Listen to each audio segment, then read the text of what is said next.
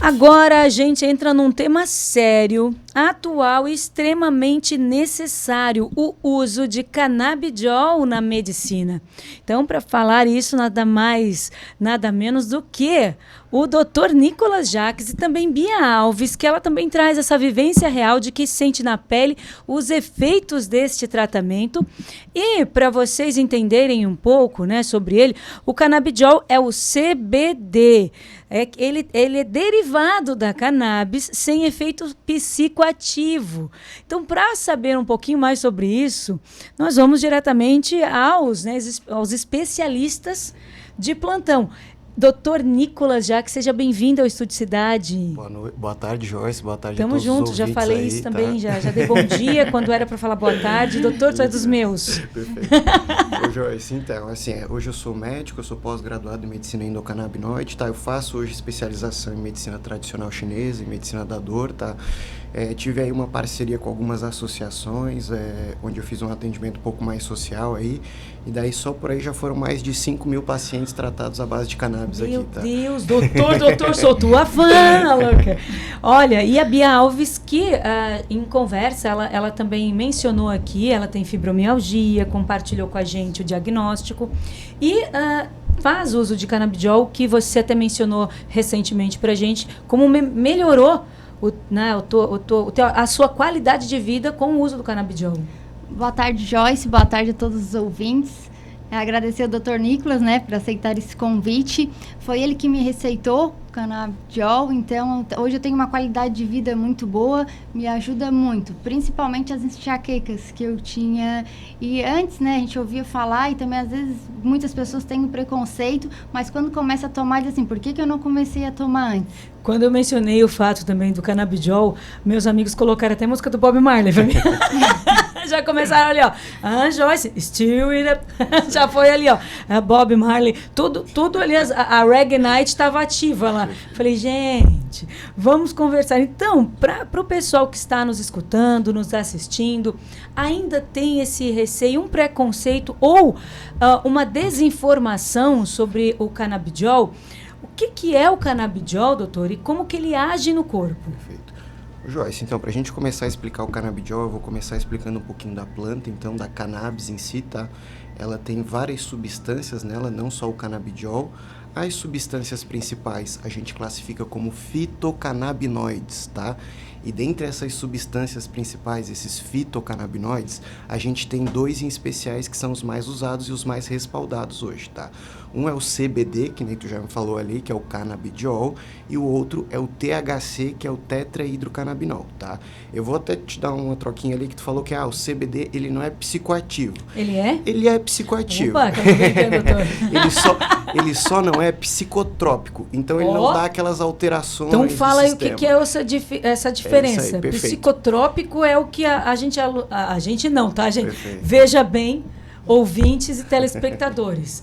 As pessoas que isso usam. Senão daqui a pouco já vão me rotular. É isso aí. E fique à vontade também, tô nem aí. Doutor, vamos falar a diferença então, disso aí. Então, assim, o psicotrópico é o que dá aquelas alterações, que pode dar alguma alucinação, alguma experiência ali para o paciente que, às vezes, indesejada, às vezes desejada, tá? Já o psicoativo, ele vai fazer alterações no teu sistema nervoso central, mas tratando, por exemplo, ansiedade, outras nuances que não te deixando fora do normal, vamos dizer assim, tá? E o canabidiol, então, ele não tem esses efeitos onde vai te deixar... Vou usar a expressão aqui com barato, vamos dizer assim, tá? Peço perdão aos ouvintes. Mas o CBD, a gente considera ele um neuroprotetor e um neuromodulador, tá? Ele auxilia no desenvolvimento neurocognitivo de crianças com autismo, no quadro do Alzheimer, no quadro demencial, no TDAH, tá? Ele, por si só, não vai tratar, recidivar essas doenças, essas condições, tá? Mas ele deixa o paciente mais responsivo, lúcido, tá? É usado como um tratamento adicional, coadjuvante? Perfeito. Amei essa palavra, coadjuvante. O canabidiol, ele também se liga em receptores serotoninérgicos. Ele estimula a produção de serotonina e ele tem fator ansiolítico também. Olha só. É isso aí.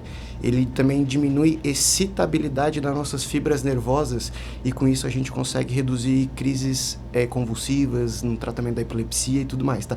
Geralmente para epilepsia refratária, onde o paciente ele já tem o uso de algumas medicações ali, só que não conseguem cessar por si só os quadros ali. Então a gente introduz o canabidiol para ter um auxílio a mais, tá? A gente tem vários tipos de epilepsia, não vou estar lembrado do nome agora certinho de qual, mas para tratamento de primeira linha, que é assim, ó, essa medicação é o canabidiol pronto mesmo, é só para um tipo de epilepsia, o resto é refratário. Então, aí nisso a gente entra nessa parte de que para quais, né, condições, patologias ele é indicado. No caso da Bia, ela mencionou, ela tem fibromialgia, ajudou bastante nas enxaquecas, nas dores. Quais outras condições, você falou também, né, para criança do espectro, autista também é utilizado. Para que outras, você falou do Alzheimer, mas que outras que podem utilizar também? Joyce, por exemplo, na questão do sono também, tá? Por exemplo, o CBD, ele não tem o fator sedativo. Quem vai ter o fator sedativo é o THC, que é o psicotrópico ali. Só que o CBD, ele melhora a latência, a qualidade do teu sono. Ele diminui despertares noturnos, por exemplo, tá? Então, como eu te falei, ele trata um pouco mais a ansiedade também, o foco na questão do TDAH. Nas dores crônicas, em geral, ele também é auxiliar, tá? O CBD, por si só, ele auxilia na dor, ele diminui essa percepção sobre a dor, ele tem um leve efeito anti-inflamatório também. Olha. Só que o analgésico e o relaxante muscular é o mais o THC, também tem isso, tá? Então, o tratamento, ele é muito individualizado de paciente para paciente, tá? Não tem receita de bolo, não é igual uma dipirona que a gente dá 1 grama de 6 em 6 horas para dor, entendeu? Por exemplo, tem pacientes que para dor, como a Bia, que a gente vai usar mais o canabidiol. Mas tem pacientes que às vezes vão precisar de umas dosinhas um pouco a mais de THC para tratamento da dor, por exemplo. Então, por serem... Desculpa até continuar, mas... Não, achei o máximo. Tô aqui só pensando aqui, ó. Nossa, eu nem imaginava que era tão complexo assim. Isso, perfeito. Por exemplo, assim, como são substâncias naturais derivadas de uma planta, tanto a questão de absorção dela pelo organismo quanto de degradação é individual de cada pessoa. Então a gente faz um tratamento a longo prazo, começa com doses baixas, vai vendo a efetividade dele e conforme a necessidade vai intitulando doses mais altas. Aí vai adequando ali a reação do paciente. Aumenta, diminui. Isso, perfeito. Olha só, e a Bia relatou pra gente a melhora, principalmente você mencionou na enxaqueca que você tinha. Sim, o que eu tomo daí é o CDB de 40 miligramas e me ajudou muito. Eu nem precisava ter falado, porque senão a galera já vai... CBD de 40 miligramas. Eu cuido, sabe, de falar aqui a medicação que eu tomo, essas coisas, porque às vezes estimula a pessoa, vai lá anotando, e aí tem de repente o mercado negro aí, a galera daí. Não é minha culpa, galera, não é minha culpa. Mas você falou, né? Para cada paciente ele tem, para a Bia foi essa indicação. E adequou? Foi difícil para coordenar? Teve que fazer mudança de quantidade ali, de miligramas. É miligramas, doutor? Isso, depende, tá? Pode ser ml, miligramas, ali vai depender também do tipo de uso. A gente não tem só o óleo hoje, tem as gummies, que são as balas que são utilizadas, Nossa. Tem pomadas também que são utilizadas. Sério? Tem outros meios. Quero as balas. Então, olha só, eu tenho um país aí que eles fazem até brownie. Tô brincando, doutor. Bia. Então, você teve que fazer alguma adequação ali na dosagem ou já de primeira acertou? No início foi 3 gotinhas, né, cada... E daí fui aumentando, hoje eu tomo 6 daí. Nossa, olha aí, ó. Still it up, tô brincando. Mas é tão interessante porque a gente fala sobre o canabidiol, falamos sobre como ele é complexo, eu não sabia de tudo isso, doutor, uma aula maravilhosa. Só começo. Não, é incrível. E não é todo médico que está habilitado para fazer essa adequação. Uma oportunidade com a Bia, diz que o próprio projeto, ele incluía treinamentos, assim, para os profissionais que quisessem, e também eu acho que todo profissional é interessante fazer, porque o que a gente não conhece, a gente não indica, ou até, muitas vezes, ao invés até de indicar, condena o uso, porque não sabe, o desconhecido. Ô Joyce, pegando o gancho da lei que a deputada Paulinha fez, né, para ser distribuído pelo SUS. Para ser distribuído pelo SUS, primeiro a gente tem que também dar orientação para os médicos do SUS, porque as pessoas não vão ter condições, a grande maioria que precisa do tratamento, consultar com um especialista e conseguir a receita. Então, se os médicos dos postos de saúde e terem toda a orientação e prescreverem, a gente vai conseguir ajudar o máximo de pessoas, né, doutor? Por isso que a gente está indo na Secretaria de Saúde, visitando os postos de saúde, falando com os médicos. Mas é disponibilizado hoje a cartilha? Só a cartilha. Só a cartilha, mas a gente ainda quer desenvolver um estudo com os médicos ali e tudo mais, porque hoje no Brasil, Joyce, uma média de nem 5% dos médicos sabem prescrever o tratamento com cannabis. Olha só e dos médicos que ainda prescrevem, a gente tem que tomar cuidado, porque ainda os ajustes, eles ainda podem já receber muita receita, às vezes com algumas alterações indesejadas. Gente, já pensou? Já pensou perigo? Então, até eu consultei com o Dr. Nicolas, porque eu fui na reumatologista, que eu faço tratamento, e eu solicitei para ela, porque eu fiz vários procedimentos e nada estava melhorando, né? Várias medicações. Daí ela disse, não prescrevo, nunca prescrevi, eu vou te indicar para outro. Eu falei, não, doutora, mas eu vou te indicar então a cartilha para você ter a orientação correta, e qualquer dúvida, né, pode entrar em contato com alguns médicos desses que vão te dar toda a orientação. Por isso que eu procurei o Dr. Nicolas e consultei com ele, porque dele já tem mais experiência. E a doutora reumatologista foi fazer o curso? Ela tá com a cartilha e espero agora que ela esteja receitando, né, porque senão fica ruim para os pacientes dela mesmo ter que pagar outra consulta para pegar a receita. E é válido, né, gente? A gente percebe, no Brasil ele tem a regulamentação, tem algumas restrições, como o doutor mencionou, o uso não é indiscriminado, ele é específico para cada condição, para cada patologia, e tem que ter essa adequação que você mencionou. Bom, eu vou pedir um intervalo comercial rapidinho, a gente volta com esse assunto, que aí agora me surgiu uma dúvida genuína. Na realidade não é nem dúvida, é uma pergunta. A gente ouve falar, não sou eu, vou falar de novo aqui, um amigo meu perguntou, tô brincando. Um amigo meu perguntou que quando é o uso para fins recreativos, é assim que a gente fala, eles mencionam que queima neurônios e tal, e no uso do óleo, eu quero saber disso, daqui a pouco, depois do intervalo comercial.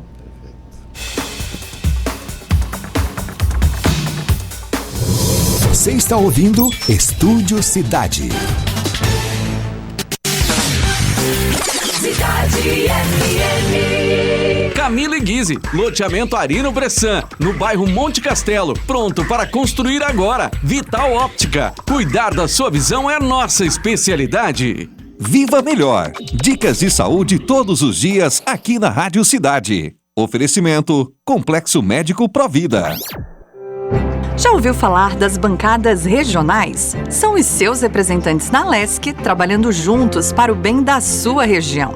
E na bancada regional do Sul, os nossos parlamentares estão empenhados em garantir parcerias e avanços na pavimentação da rodovia Caminhos do Mar, que liga Passo de Torres à Laguna.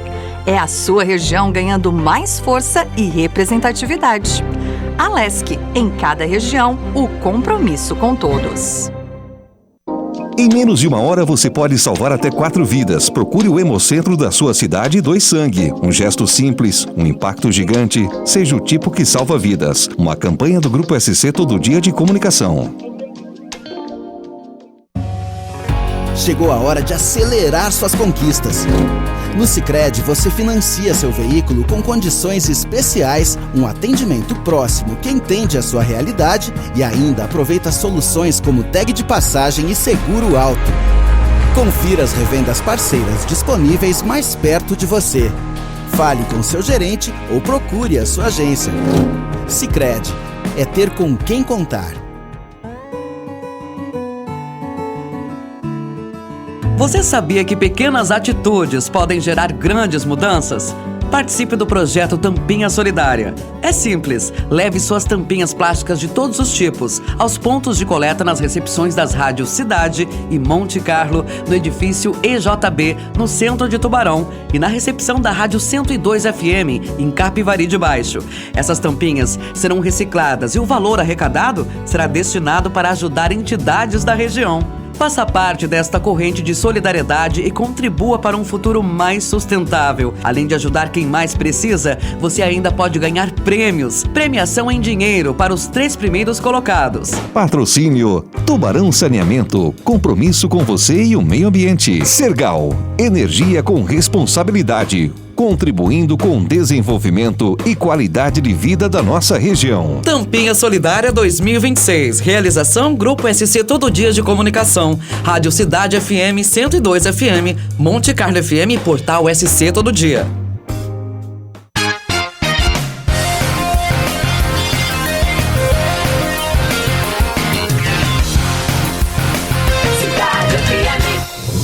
Você está ouvindo Estúdio Cidade.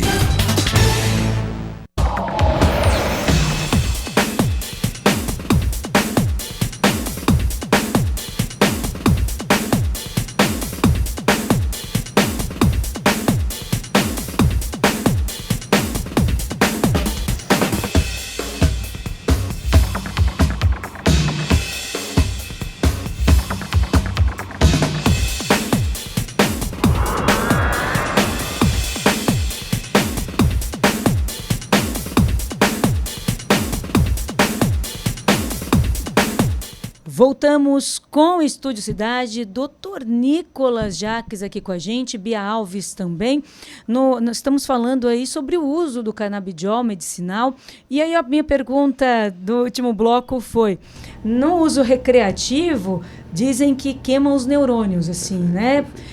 E no uso medicinal, há alguma incidência de algum fator, assim, essa parte neurológica? Joyce, nem no uso recreativo, tanto e nem principalmente no uso medicinal. Galera. Tá? Qual que é a questão do uso recreativo? É um excesso do uso do THC, da substância ali psicotrópica. E o problema que ela causa, os dois principais problemas. Primeiro, ela tem um efeito bifásico, tá?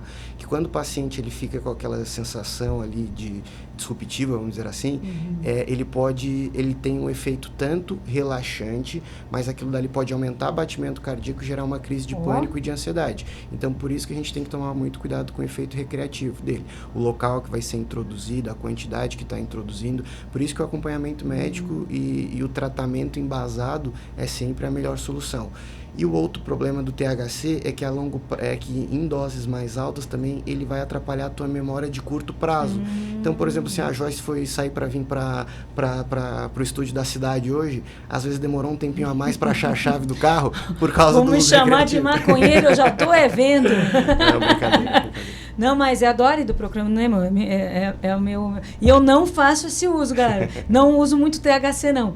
Mas isso tem a ver, daí tem essa questão da quantidade ali. Da quantidade, principalmente. A dose, o medicamento e a droga, o que vai alterar é a dose. Tá? Olha, entendeu? Só. O ópio, que por tantos anos foi usado aí de forma recreativa e hoje é usado no tratamento oncológico e tudo mais. O THC, assim como o ópio, ele é um analgésico, ele é um relaxante muscular, ele é um antiemético, ele é um modulador do humor, ele induz o sono. Então, tu pensa num paciente ali que está passando por um tratamento com câncer ali, que está fazendo quimioterapia, com perda de peso excessiva, enjoado, fazendo uso de opioide que infelizmente causa muito efeito colateral, constipação e outros tipos de problemas aí. Então o THC ele vem como uma alternativa a mais para a gente reduzir problemas de excesso de medicações e melhorando a qualidade de vida.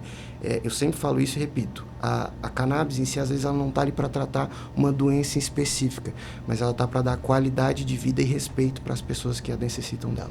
E esse leque de condições e patologias, ele ainda tem estudos que de repente pode apontar um benefício para alguma área que não está sendo falada hoje. Perfeito, ainda pode. Os estudos eles ainda são preliminares, tá? A gente tem estudos bem respaldados no mercado e tem estudos hoje que ainda precisam ser mais robustos, tá? Mas é critério de tempo, Olha, vocês mencionaram essa parte do projeto, desse SUS, a cartilha, e a pequena parcela de médicos que hoje abordam e tem esse viés e isso como alternativa. Já foi comprovado, famílias e pessoas, a melhora no tratamento. O porquê que ainda existe esse certo mito ou esse receio de alguns profissionais a ver, né, na ideia de vocês, assim? Joyce, eu acho que primeiro por causa da questão cultural, histórica, tá? Que foi totalmente reprimida por muito tempo. A gente vem de um país mais conservador, com ideias mais conservadoras, nada errado disso, só que para desmistificar isso a gente precisa passar conhecimento para as pessoas entenderem sobre isso e daí sim parar com o que é o preconceito? É a questão de não entender e julgar aquilo dali. Quando a gente começa a passar conhecimento, isso começa a ficar mais... Tem que ser um pós-conceito. Depois que você aprendeu, aí você tem chance de falar alguma coisa. Isso, a informação, Joyce, porque no dia a dia, né, tô fazendo várias reuniões com os profissionais da saúde, e quando a gente apresenta a cartilha, explica, fala que tem uma pessoa ali para dar todo o suporte, eles falam, nossa, que bacana, como ninguém tinha pensado nisso, que bom que fez efeito para ti, conheço, tenho familiares que realmente precisam, então vou prescrever para ver. Acho que a informação falta muito. Não tem nada a ver com o assunto, mas tem algo a ver. É a mesma coisa do uso dos hormônios para mulheres na menopausa. Mas é muitos, isso aí muitos médicos, muitos profissionais julgam, dizem, eu não faço, mas com aquela propriedade que não faz bem. E já existem muitos estudos do benefício da reposição hormonal nas mulheres, já caiu muitas coisas aí, então, e cada vez mais profissionais estão buscando isso, porque as mulheres agradecem, 40 mais agradecem. Eu agradeço. Obrigada. E agora, com o uso do canabidiol, a gente fala, né, da prescrição médica e o processo para conseguir. A gente falou ali, por exemplo, o doutor que já prescreve, já sabe como informar. Para adquirir a medicação, ela é tranquila ou ainda existem laboratórios e farmácias que ainda não estão adequadas? Joyce, hoje a maioria das farmácias são poucas as que trabalham com medicamento hoje. Então a gente tem 3 formas hoje de adquirir produtos à base de cannabis no Brasil. Ou via associações, tá? Ou via farmácia, ou via importação, tá? Não querendo puxar sardinha para nenhum lado aqui, tá? Mas os de farmácia geralmente são um pouco mais caros que o convencional, tá? Então a gente sempre pensando no custo-benefício para o paciente, na melhora do paciente em si, a gente sempre vai pensar ou no de associação ou no importado, tá? Só que o médico ele também tem que estar sempre analisando o COA de cada medicamento importado ou de cada medicamento ali de associação, porque a gente precisa saber se aquele medicamento que a gente está prescrevendo para o paciente condiz com a formação que ele está ali especificado. Se ele é um canabidiol de 100 miligramas, então ele tem que ter embasamento para ser um canabidiol de 100 miligramas ali.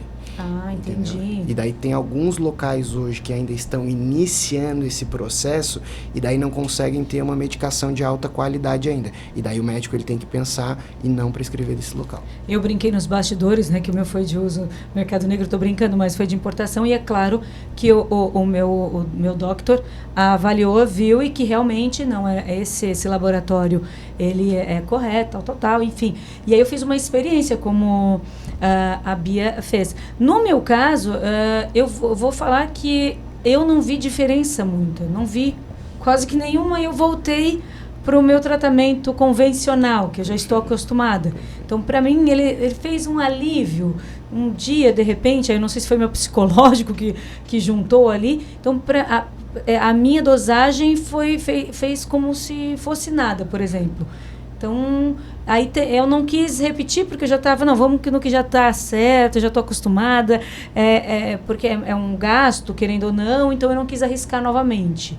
Mas isso tem uma questão, você falou da associação, fica um pouco mais em conta? O óleo fica mais em conta, às vezes cai pela metade do preço, tá? Até mais, dependendo da associação e do local. E dando um adendo ali, Joyce, esse é o principal problema que hoje vem pacientes até me procurar. A falta de resposta, às vezes, no tratamento com cannabis. Geralmente a culpa não é da cannabis, a culpa está em quem te prescreveu, tá? Porque isso é muito individualizado o tratamento, tanto em questão das substâncias, quanto em questão de dose que vai ser efetiva. Então a gente tem que fazer uma tentativa a longo prazo. Qual que é o problema de a gente ainda estar nesse meio que ainda não tem bem viés ainda? Que daí a medicação fica muito cara e um tratamento que devia ser disponibilizado para toda a população passa a ser de difícil acesso por causa de valor monetário. Entendi. E isso, então, existem várias situações. Mas processos judiciais ou programas, ele é tranquilo de você solicitar, por exemplo? Então, E a associação também é fácil de entrar ou não? A lei que a deputada fez já foi aprovada, né, sancionada pelo governador. Então, em Santa Catarina é lei, mas o Estado ainda não está fazendo a distribuição. Mas tem pessoas que já estão entrando com o processo, se baseando na lei e já estão conseguindo também. Ah, entendi. Então, existe um meio para conseguir dessa forma também. Porque hoje o Estado ele fornece por processo administrativo para epilepsia. Daí já tem na lista ali do Estado. Daí pega na farmácia todo mês, né? Que o Estado manda para os municípios e acaba pegando. Daí a gente quer incluir o autismo, a fibromialgia, mal de Parkinson, todas as patologias que realmente precisam, né? Essa foi a ideia da lei. Joyce, vou até dar um adendo que a deputada Paulinha, ela fez uma Assembleia Legislativa, acho que foi ano passado, né? E eu contei ainda... buscando esse tratamento para a população, né, que ela luta bastante sobre isso, e lá eu ainda dei um adendo sobre uma paciente minha. Era uma paciente de 79 anos, ela veio em primeira consulta para mim e falou assim, ó, doutor, sou preconceituosa, não acredito nesse tipo de tratamento, mas eu tenho um tumor na base do meu crânio, meu filho foi no posto de saúde pegar minhas medicações, eu tomo mais de 7 medicações por dia para dor e mesmo assim eu morro de dor todo dia. Se isso me ajudar, independente de como for, eu vou tentar, eu preciso disso para mim. Um mês eu fiz o tratamento para ela e um mês depois ela voltou em consulta. Na primeira consulta ela estava deitada no sofá, bem debilitada, tudo. Quando eu abri a chamada nessa segunda consulta, ela estava sentada no meio do sofá, um filho de um lado e outro filho do outro. Aí eu falei, pronto, vai arrumar confusão pra minha cabeça aqui. Droguei a mãezinha deles ou algo do tipo. Já tô preparando. Já tô preparando aqui. Aí Advogados. Aí o filho do lado dela olhou bem pra mim e falou assim, doutor, a gente queria te agradecer. O senhor foi o médico que às vezes menos está acompanhando minha mãe hoje por causa do processo dela, que é oncológico, tudo, paliativo já, mas foi o que mais deu respeito e qualidade para ela. Na primeira semana ela não precisou usar os medicamentos de resgate para a dor dela, ela conseguiu sentar para comer, veio alguém visitar ela conseguiu rir, trocar uma ideia. Então, assim, mais uma vez, qualidade de vida. Esse é o essencial. Gente, eu acho que a gente finaliza esse bloco exatamente falando disto. É a qualidade de vida, é quebrar esses tabus, preconceitos e desinformação e saber que informação salva vidas, amplia os horizontes e aí, traz essa qualidade de vida para tanta gente. Quero agradecer demais, doutor Nicolas, agradecer demais, Paulinha também. Paulinha também. Já fica o agradecimento à deputada Paulinha. Bia, por trazer esses temas para a gente, porque é importante a gente abordar esses assuntos dessa forma leve, a gente aqui trazendo também com diversão, porque as pessoas que estão escutando, estão assistindo, também têm as suas, não digo nem limitações, mas às vezes a sua visão de cada assunto que a gente fala, mas trazendo essa forma aí global, terminar com uma mensagem para os nossos ouvintes, cada um de vocês, para trazer essa reflexão para o uso medicinal aí do canabidiol, por gentileza? Eu queria dizer, pessoal, é que essa medicação ela tem vindo como algo para auxiliar o tratamento de doenças aí que hoje a gente não consegue viabilizar com uma forma positiva. Então, às vezes, é a mãe de vocês que vai usar essa medicação, é a senhorinha que está sofrendo em casa que vai precisar dessa medicação. Então, tudo que é um direito da pessoa, a gente tem que respeitar e entender porque alguém vai precisar daquele tratamento. Hoje a medicação ela pode estar o dobro do preço que ela está hoje, porque ainda faltam essa aceitação maior da população brasileira. Muito obrigada, doutor. Bia? Joyce, quero dizer para as pessoas, principalmente aqueles que já têm a receita, né, não estão conseguindo comprar, às vezes, por falta de orientação, que eu estou à disposição para dar toda a orientação possível para essa pessoa ter a qualidade de vida também. Muito obrigada. Olha, eu agradeço vocês por esse momento tão necessário e até breve. Até uma próxima aí. Muito obrigada. Gente, daqui a pouco nós voltamos com mais Estúdio Cidade, então fica com a gente.